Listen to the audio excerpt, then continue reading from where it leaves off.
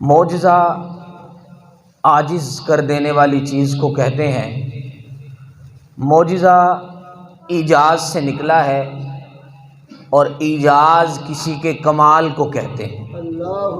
تو گویا معجزات یہ نبیوں کے وہ کمالات ہیں جو صرف اللہ رب العزت نبیوں کو عطا فرماتا ہے۔ معجزہ عاجز کر دینے والی چیز کو کہتے ہیں ایسی انوکھی بات جو نہ کبھی سنی ہو، نہ کبھی دیکھی ہو، نہ کسی کے تجربے سے گزری ہو۔ جب انسان کے سامنے آئے تو بندہ کہے کہ یہ واقعی کسی انسان کا کام نہیں ہے، تو وہ نبی کی نبوت کو تسلیم کر دیتا ہے، اس کو معجزہ کہتے ہیں۔ معجزہ عقل کو عاجز کر دیتا ہے۔ اللہ رب العزت نے انبیاء کرام علیہ السلام کو معجزات عطا فرمائے، اور یہ حقیقتاً معجزہ ہوتا اللہ کی قدرت ہے۔ جب یہ اللہ کی قدرت کسی اللہ کے نبی کے ہاتھ پر صادر ہو تو اس کو معجزہ کہتے ہیں، اور جب یہ اللہ کی قدرت کسی اللہ کے ولی کے ہاتھ پر صادر ہو تو اس کو کرامت کہتے ہیں۔ اور تیسری بات بڑی آپ نے سمجھنی ہے اور یاد رکھنی ہے کہ بعض اوقات رب ذوالجلال کسی کافر، منافق، فاسق، فاجر کے ہاتھ پر بھی اس چیز کو صادر کرتا ہے، لیکن نہ وہ معجزہ ہے نہ کرامت ہے، وہ اللہ رب العزت اس بندے کو اور آزمائش میں مبتلا فرما رہا ہوتا ہے۔ دیکھیں نا، فرعون ہے تو اس نے جناب خدائی دعویٰ کیا ہوا ہے۔ فرعون نے خدائی دعویٰ کیا اور وہ کانٹوں پہ چلتا ہے، اس کے پاؤں میں کانٹا نہیں چبھتا۔ یاجوج ماجوج کی قوم ہے تو وہ تیر نکال کے آ گئی، تیر لے کے میدان میں آ گئی اور کہنے لگے کہ معاذ اللہ ہم نے اللہ تعالیٰ کو قتل کرنا ہے۔ انہوں نے تیر پھینکے آسمان میں۔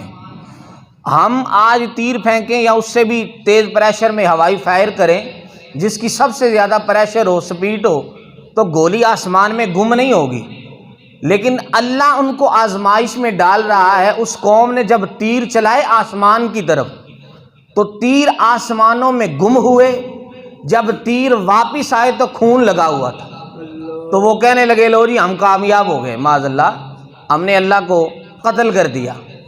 تو یہ اللہ رب العزت ان کو آزمائش میں مبتلا کر رہا ہوتا یہ اللہ کی قدرت ہے۔ جب اللہ کی قدرت کسی اللہ کے نبی کے ہاتھ پر صادر ہو تو اس کو معجزہ کہتے ہیں۔ یہی اللہ کی قدرت اگر کسی اللہ کے ولی کے ہاتھ پہ صادر ہو تو اس کو کرامت کہتے ہیں۔ معجزات کا معاملہ تو ختم ہو گیا، اب کرامتوں کا باب ہمارے سامنے ہے کہ داتا گنج بخش علی حجویری اپنی مسجد میں نگاہ اٹھائیں تو سارے نمازیوں کو کعبۃ اللہ کا دیدار کروا دیں، لیکن قدرت کسی اللہ کے نبی کے ہاتھ پر صادر ہو تو اس کو معجزہ کہتے ہیں۔ یہی اللہ کی قدرت اگر کسی اللہ کے ولی کے ہاتھ پہ صادر ہو تو اس کو کرامت کہتے ہیں۔ معجزات کا معاملہ تو ختم ہو گیا، اب کرامتوں کا باب ہمارے سامنے ہے کہ داتا گنج بخش علی حجویری اپنی مسجد میں نگاہ اٹھائیں تو سارے نمازیوں کو کعبۃ اللہ کا دیدار کروا دیں، لیکن اس بات کو ہم پرکھیں گے کیونکہ ہمیں رسول اللہ صلی اللہ علیہ وسلم نے لاہ عمل عطا فرمایا ہے، قرآن و سنت کا، شریعت کا ہمیں لاہ عمل دیا ہے، کسوٹی دی ہے، اس پہ ہم تولیں گے کہ اگر ایسا بندہ جس کے ہاتھ سے، جس کی وجہ سے، جس کے کہنے سے یہ بات ہو رہی ہے، کیا وہ دین کا مخالف تو نہیں ہے؟ کیا قرآن و سنت کا مخالف تو نہیں ہے؟ کیا وہ شریعت مصطفیٰ کا مخالف تو نہیں؟ اگر شریعت کا مخالف ہے تو پھر وہ کرامت نہیں ہے۔ اللہ اس بندے کو اور زیادہ آزمائش میں مبتلا فرما رہا ہے، اور اگر ایسا بندہ ہے جو شریعت مصطفیٰ کے مطابق چل رہا ہے، جس کے شب و روز اللہ اور اس کے رسول صلی اللہ علیہ وسلم کی اطاعت میں گزر رہے ہیں، اگر اس کے ہاتھ پر صادر ہو تو اس کو کرامت کہتے ہیں۔ صدیق رضی اللہ تعالیٰ عنہ رسول اللہ صلی اللہ علیہ وسلم کی خدمت میں حاضر ہوئے، عرض کی یا رسول اللہ صلی اللہ علیہ وسلم فلاں بندے سے میں ملا ہوں، وہ بڑا ہی چنگا ہے، بہت اچھا ہے۔ ابو بکر صدیق نے کہہ دیا، رسول اللہ صلی اللہ علیہ وسلم نے سن لیا۔ تھوڑی دیر گزری، حضور علیہ السلام مسکرائے، جن کی تسکین سے روتے ہوئے ہنس پڑے، اس تبسم کی عادت پہ لاکھوں سلام۔ حضور مسکرائے نا تو کمال ہو گئی۔ ابو بکر صدیق نے عرض کی یا رسول اللہ صلی اللہ علیہ وسلم ویسے جرت تو میری کوئی نہیں پوچھنے کی، لیکن یہاں مسکرانے کی بات تو کوئی نہیں، آپ مسکرائے ہیں۔